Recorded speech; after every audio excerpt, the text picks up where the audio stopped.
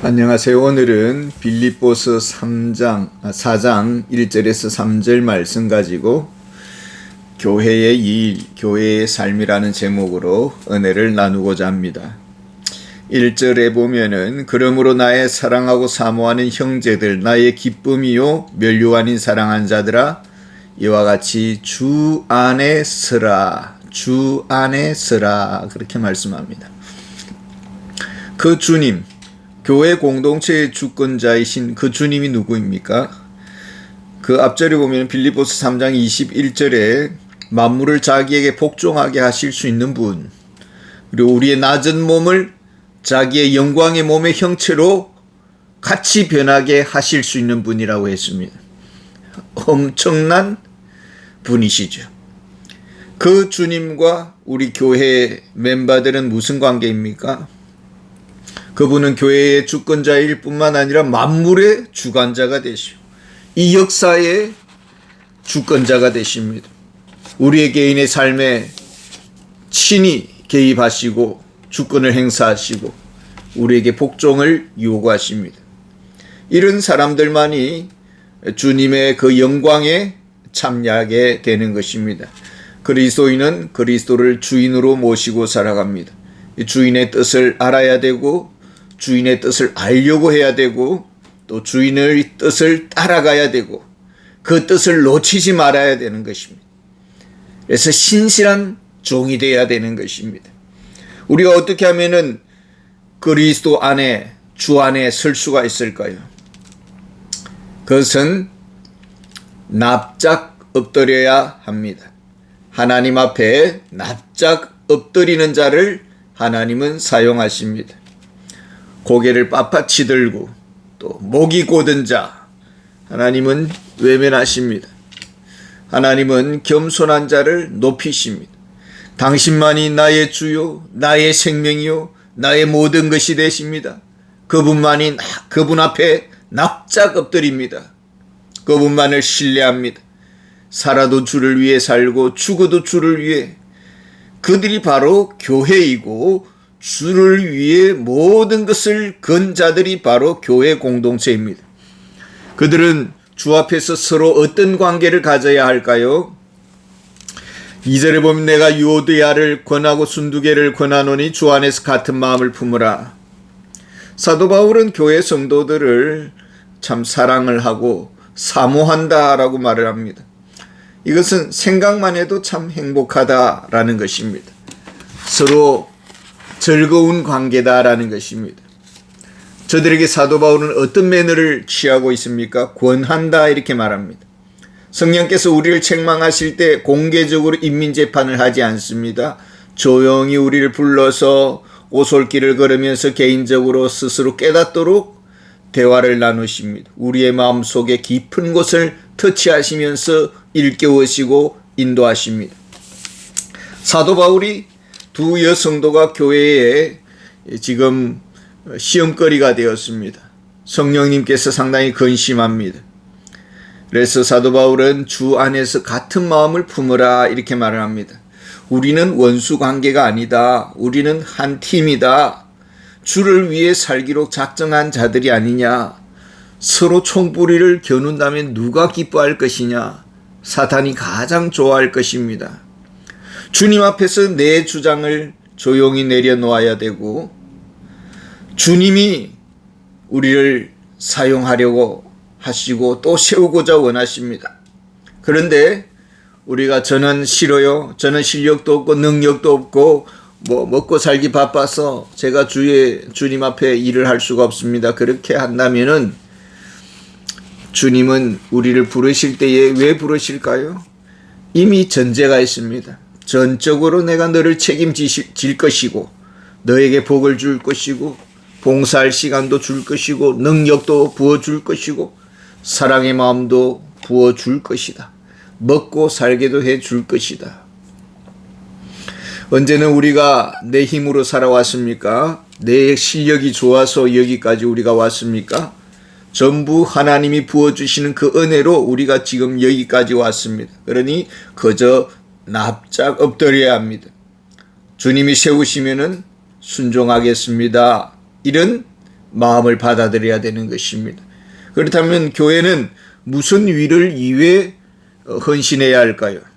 3절에 보면 또 참으로 나와 멍에를 같이 한 내게 구하노니 복음에 나와 함께 힘쓰던 저 여인들을 돕고 또한 글레멘드와 그 외에 나의 동력자들을 도우라. 그 이름들이 생명책에 있느니라.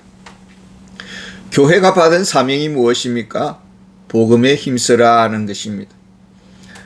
목회자는 설교가 교회의 핵심 사역입니다. 주께서 말씀을 주셨습니다. 이것을 특별 계시라고 합니다. 하나님의 말씀입니다. 이 특별 계시를 사도와 선지자들은 듣고 이렇게 기록을 합니다. 이 기록된 말씀이 성경이요 또 하나님의 말씀입니다. 이 기록된 말씀을 오늘날 선지자들처럼 설교자들이 선포합니다. 이건 역시 하나님의 말씀입니다. 이 시대 사람들에게 하나님의 생명의 말씀이 공급되고 있습니다. 옛 선지자들의 그 심정으로 말씀을 현대인들에게 전하는 것입니다. 사도 바울이 아덴에서 고린도로 옮겨왔습니다. 근데 혼자서 사역을 하려니 북치고 장구치고 참 힘이 들었습니다. 이때 브리스길라와 아굴라 부부가 이렇게 함께 협력하기 시작을 하고 또 멀리서 마게도니아에서 실라와 디모데가 또 찾아와서 협력을 하기 시작합니다. 일꾼들이 점점 많아졌습니다. 이것이 하나님의 은혜이고 또 사도 바울은 덕분에 말씀에 붙잡혀서 설교 사역을 감당할 수가 있었습니다. 어떤 분은 교육을 담당하고 어떤 분은 전도를 담당하고 어떤 분은 재정을 담당하고 이렇게 각자 주님의 일을 위해서 열심을 내었을 때에 부흥의 역사가 일어났습니다. 지금 빌립보 교회는 1세대가 지나가고 그 다음에 2세대가 지금 지나가고 있습니다. 지는 해들이 또 많아졌습니다. 열정이 점점 식어가고요. 그리고 교회 안에는 흰머리가 많습니다. 그러면 지는 해는 뒷방늙은이가 되어야 되는 것입니까? 그렇게 되면은 건강해질까요? 그렇게 되면 교회가 젊어질까요? 지금 지는 해들이 흰머리를 하고 이렇게 앉아 있습니다. 이분들은 산전수전을 다 겪은 분들입니다. 교회를 위해 평생을 걸고 헌신했습니다. 수많은 시련의 강을 지나서 교회를 지켜왔습니다. 저분들은 이제는 연로해서 몸이 아프기도 하고 또 녹이 슬었습니다. 그러나 무슨 기도를 해야 할 줄은 압니다. 어떤 기도를 해야 사탄을 막아설 수 있는지를 압니다. 어찌 보면 저분들은 영적 세계에 있어서는 영적 전쟁의 최전방에 와 있다고 볼 수가 있습니다. 젊은이들은 아직 좌우를 분별하지 못합니다. 또 육신적인 마인드에 더 가깝습니다. 가정에 연세 드신 분들이 있습니다. 그분들이 실제로는 가정의 방패와 같습니다. 한 사람의 영적 투사는 그 공동체를 지켜내는 강력한 능력입니다. 그래서 영국의 메리 여왕은 100만의 군사보다도 존 낙서의 기도가 더 무섭다라고 했습니다. 한 사람의 기도, 한 사람의 깨어있는 영적 어른이 너무나 큰 일을 감당하고 있는 것입니다. 그러기에 우리는 교회 안에서 이런 연로하신 분들이 사랑을 받고 또 이분들을 존경하고 그분들 앞에서 겸손해야 합니다. 평생을 교회를 위해서 헌신했습니다. 저들의 이름이 하나님의 생명책에 등록되어 있습니다. 하나님의 가족 호적에 등록되어 있습니다. 하나님은 당신의 가족들이 조금이라도 상처를 받으면 가만두지 않습니다. 당신의 가족이 조금의 어떤 공경에 처해도 우리 하나님은 반드시 개입하십니다. 당신 자신의 일처럼 개입하십니다. 결코 한 사람에 대해서 우리가 가볍게 여기서는 안 됩니다.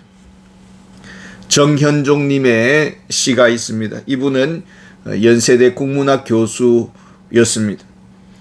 방문객이라는 시가 있습니다. 사람이 온다는 건 실은 어마어마한 일이다. 그는 그의 과거와 현재와 그리고 그의 미래가와 함께 오기 때문이다. 한 사람의 일생이 오기 때문이다. 부서지기 쉬운, 그래도 부서지기를 했을 마음이 오는 것이다. 그 갈피를 아마 바람은 더듬어 볼 수 있을 마음, 내 마음이 그런 바람을 흉내낸다면 필경 환대가 될 것이다. 우리가 교회 안에서 전도도 중요하고 선교도 중요합니다마는 함께 동력했던 수많은 지는 해들을 귀하게 여기는 것, 이것 또한 교회의 사역입니다. 이 또한 복음 전도 사역의 한 영역입니다. 이런 것이 어우러져서 교회는 건강해지고 또 부흥의 저력을 쌓아가는 것입니다. 우리는 그저 스쳐 지나가는 사람들이 아닙니다. 평생을 주를 위해서 헌신한 자들이고 또 헌신해야 하는 하늘나라의 호적에 등록된 존귀한 자들입니다. 바람이 상대방의 마음을 더듬어 살피는 이런 마음으로, 이런 기도하는 마음으로 우리 교회는 서로를 세워가기를 원합니다. 감사합니다.